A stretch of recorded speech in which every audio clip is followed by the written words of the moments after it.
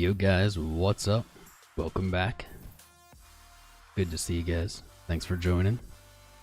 This morning we're going to take a look at a special little topic everybody loves to talk about. You guys know, not exactly typical of me to talk about, but I figured why not? Might as well get it out of the way. So that topic is how to vet altcoins. There's a lot of different ways. Typically I just look at the chart, but that's not the answer that people want, so I'll give them the answer they're looking for.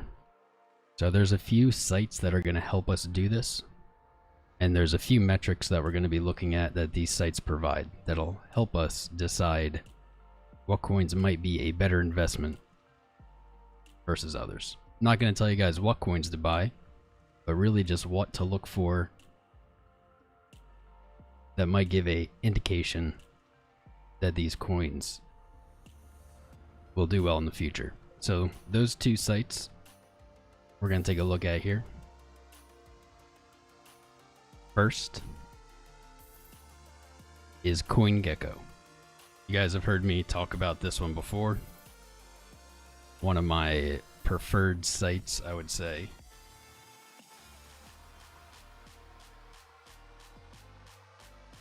You guys want the price up? Why?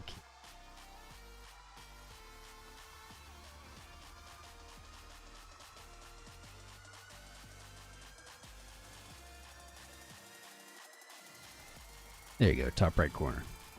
So CoinGecko provides us with a lot of great information about coins. They vet their own information, so it's already one layered in of removed bad stuff. And so things we're going to take a look at, really you can take any coin here. Just pick one randomly. Doesn't really matter. Let's say Seth, never heard of this thing. So when we open up CoinGecko, get into the coin that you're interested in. So whatever this is, CF compound. Okay, whatever. Might not be the best example. I'm gonna pick one actually that I know has a bunch of the information I want to pick out. Thought maybe I could just pick a random one. Here we go. So not endorsing PivX, just a coin that I know has all these factors we're going to be looking at. So the first step would be to look at the white paper. Very boring, but very important. So on CoinGecko, something that's nice is it will usually list not just the website, but other associated sites with the coin, such as their block explorers, social sites, GitHub, etc. And all these things are going to be useful information for us. So the first step, if you're looking for that hidden gem that you're going to latch onto forever, is to go to their website, look for their white paper. First thing that should jump out to you is, can you find it easily? If the white paper is not easily accessible on their webpage, that's going to be a red flag for me. Luckily, PivX, because I looked at this earlier, has it readily available in many different formats. And I'm not going to go over this white paper specifically, or any, because they're very in-depth, but more what you should be looking for. And so step one is the white paper easy to find. Can you find it at all? If you can't find it, very big red flag. And step two is you should read through this, and you're going to be looking essentially for, do the creators of this coin have a defined plan? Do they have a use case? Do they have something unique that they're offering? And not just that, how do they present it? Do their thoughts seem coherent? Is it clearly defined? Is it holistic? Does it explain from step one to the last step what their plan is, what they want to do? And you want to look into how they plan on doing it. So let's assume that we check this off. I didn't read this, I'm not going to. This is just random coin I picked.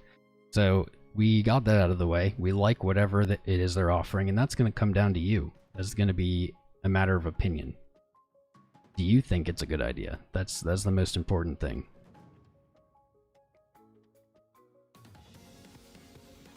There's something else in that you want to take a look at here, circulating supply.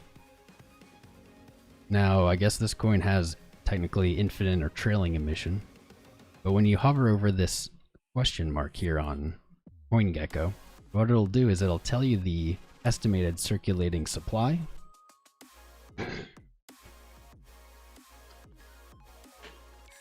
But also, it will indicate if that coin has any pre-mine, any ICO, any developer holdings. So this one doesn't. Dang, I thought this one had everything. Boom. Alright, XRP I know does. Here we go. Man, I'm gonna have bad luck today. Here we go.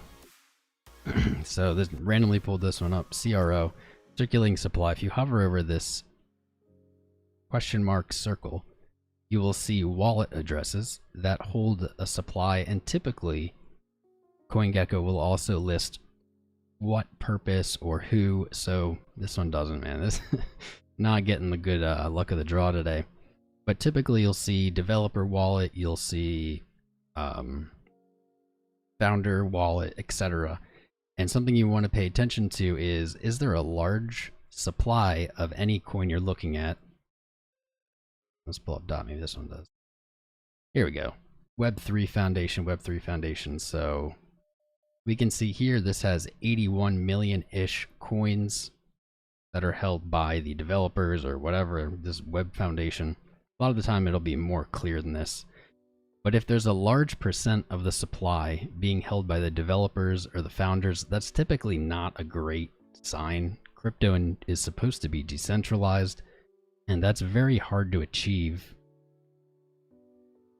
when the founders, from day one, are in control of the supply. That's really just not the way that you want to see it. So I would be weary of any coin, especially, I mean, 10% is probably the most I would even look at. After that, it gets, 50%, things like that. You're essentially just buying the bags of the CEOs and the investors at that point in the beginning. And I would say that is a red flag. So step 3, I would take a look into the different social apps or social communities of a coin, because this is really important. Coins are nothing without a community, without people who want them, want to hype them, want to see them do well, want to invest in them. So it's not just that they have them, because you'll see CoinGecko down here. You can actually click social and it'll give you numbers here, and these numbers are good to look at, but how many subscribers you have doesn't necessarily equate to activity or interest. So what you want to do if you're really looking to invest in something is go to these coins' social medias, see if they're active, see what they're posting, see how people are replying. So we can see here 3 hours ago, PivX posted something. They have 11 retweets. That's great, but there's no comments. There's no one actually commenting on what they're doing. 12 hours ago, 2 comments. A few days ago, no comments. So that's kind of a red flag to me. Any coin, any group can buy retweets or whatever, like they can fake these metrics, but it's harder to fake genuine comments. I'm not seeing a lot of comments here. This is not great. I would look also into the tweets and replies, see what they're saying back. This is a little bit of a red flag for me. I'm not really seeing much of a community response here. So that's an important metric. It's not just these numbers down here, because these numbers can easily be faked. It's, are people talking about this coin? Are they active in it? Are they, interested in it? Is it something that is like a topic? Because I bet if I go to Dogecoin, there's going to be a lot of activity. A lot of activity on these socials. And you can say whatever you want about Dodge, but there's a lot of people who want to see it succeed. Whether it's because they feel it's a joke and funny or whatever, it doesn't matter. It's these people are invested mentally. And that is super, super important. A coin really has no future if it has no interest. So this is I would say one of the most important parts of vetting a coin. Go to their socials, see what people are saying, see how people are responding. See if it's real, because you can fake numbers, but it's really hard to fake genuine interest, and you're gonna have to learn to distinguish that yourself. I think you guys are all capable of that. So step 3, you want to look at their GitHub. GitHub is something that I look at and it looks like gibberish, wingding symbols to me. That's okay. What we want to see is, one, that they have a GitHub. The code needs to be publicly available. If it's not, you can't be sure that you're actually getting what they're saying. While I have no ability to look through this and understand what these different things are, what I can see is that they are making active updates. The developers are working on this. We can see even 5 hours ago, 10 hours ago, June 20th, whatever. Is the coin being worked on? And this is especially new, or especially important for newer coins. Older coins, you know, at some point, there may not be any more new development. They may be at the spot they want to be at. That's not a great sign going forward, but it's less important the older a coin is. The older they are, the longer they've had to work on it. Maybe they've really accomplished what they wanted to, and there's not much more they need to do with it. So that wouldn't be as big of a red flag, but it might be a red flag for you, because that means maybe they don't plan on further developing it. And typically that is not ideal for a coin that you're looking into the future for. If the developers aren't working, they're not pushing towards a greater future, so maybe that's not the one for you. Number 4, you want to take a look at where the coins are being traded. So this one's a good example because we see a plethora of exchanges, from Binance to BitThumb to KuCoin. If you're looking for a coin and it's only available on some shady exchange, that's probably not a good sign. No matter how good the coin is, it doesn't really matter if you're not going to be able to get it.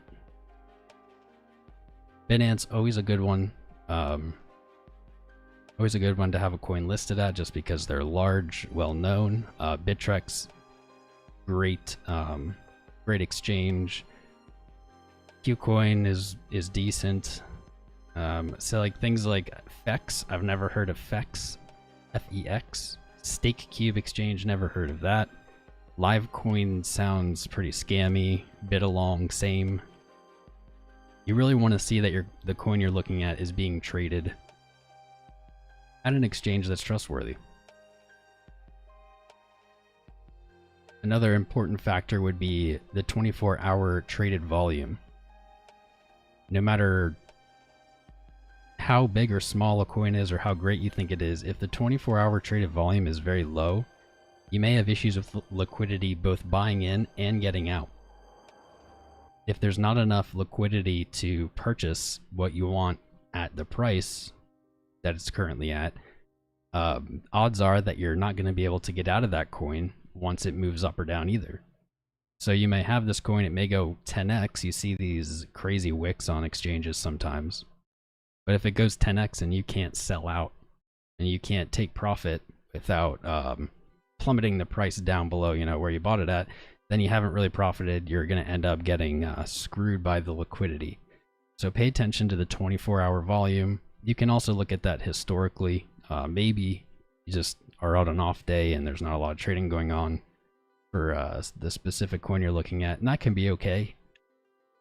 Probably want to take a trip to the order books or the depth chart and see if there is sufficient liquidity to get in and out of the coin you're looking at. So something not specific to an altcoin, or did I cover everything? Let's see. Social, developer, yes. I wouldn't pay too much attention to these ratings. There are multiple companies that rate altcoins. I don't know. I don't think it's necessarily bad if they've been reviewed, but it doesn't seem like those ratings are very important. I mean, Bitcoin usually scores like a B or something low on the different ratings, and Bitcoin's number one, has been number one. So clearly that's not directly important. But I think if there is ratings available for the coin you're looking at, why not take a look, see what someone else is saying about it. News about a coin. You guys know how I feel about crypto news. It's mostly just gibberish, propaganda to push price up or down. But I would say it's a good sign that there is news at all about a coin you're looking at. If there's no news whatsoever, it's probably not on a lot of people's radar. And if it's truly a good project, chances are there are some people looking at it. So last thing we're going to look at for a coin when selecting altcoins is market cap. Market cap is probably the most important number that you can look at when you're looking at a coin. CoinGecko does a good job of tracking market caps. They're just listed on the site. It's probably good to understand what market cap is. Market cap is a calculation. It is simply the total supply or the current supply of the coin. Let's click Bitcoin.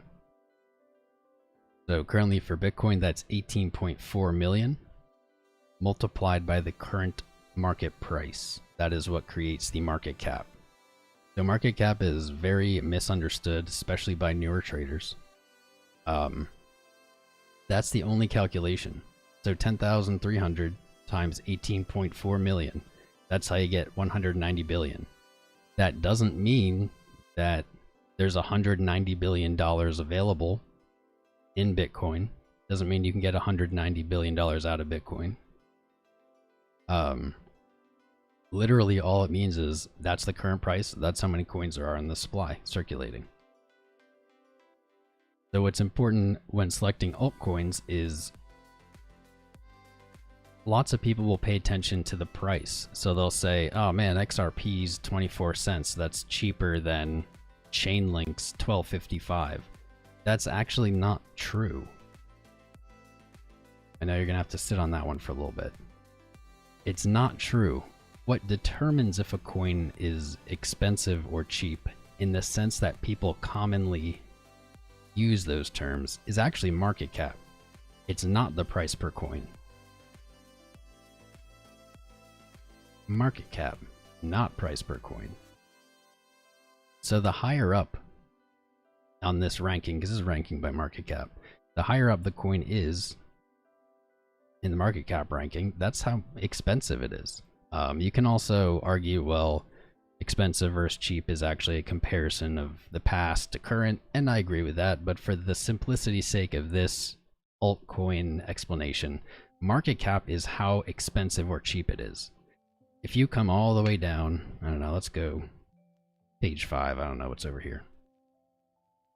You're seeing coins with a market cap of 7 million, 8 million. If we look over here at the price per coin, let's find a weird example. Here we go, Blocknet, Genesis Vision, $1.67 with a market cap of 7 million. So the reason that this is $1.67 and market cap is 7 million, if I click here, I can guarantee you right now that the circulating supply, yep, is very low, 4 million. This is the reason that they're at $1.67. If there was, so there's 4.4 million circulating supply on this coin. If there was 44 million circulating supply, then this market price would be 16 cents, not $1.60. So the main point of this is that the cost per coin of anything is not really relevant by itself. Okay, here's a great YF beta. Here we go. 697 cents. Circulating supply 10,000. That's why it's 697. It's not because this is expensive or because it's cheap. It's because there's so few coins and the market cap is 7 million. This idea is kind of difficult for people to pick up in the beginning, and I understand. But the market cap is really what you should be looking at when you're thinking, is a coin expensive or cheap? Not how much it is per coin. Because these coins are divisible. Typically divisible down to 8 digits. So to say, oh, Bitcoin is $10,000, that's expensive. It's not expensive because it's $10,000. It's expensive because there's almost a $200 billion market cap. Might take some time to for that to settle in people's brains, but it really is important, and it's something that almost everyone doesn't. I don't think is very intuitive, because we see the number. We see like a number per coin, and we think, okay, XRP is 24 cents. Well, what if it only went to $100, man? Like that, it only has to go up $100 or something. What it has to do is it has to expand its market cap by whatever factor you just said. So in this case, it'd be by 400. So this would have a $4 trillion, XRP would have a $4 trillion market cap at $100, which would be like 50 times the size of Bitcoin, something like that. Something crazy. Either way. So you need to start learning or paying attention to the market cap, not to the price. For, let's see, for XRP to go up 1 cent, let's actually do 2.5 cents because it'll be easier math. So for XRP to go up 2.5 cents, it would need to gain $1 billion of market cap. For Chainlink to make the same chain, or the same change, it would need to go up 400 billion or $400 million in market cap, and that would change the price by $1.25. It's all just market cap and percents. The dollar value of a coin is really kind of an illusion, because what is one coin? Typically it's many, Bitcoin is 100 million Satoshi. One whole coin is really just a concept in our head. It's not real. There is no difference between 100 million Satoshi and one coin. In fact, one coin really, I think, is just something we use to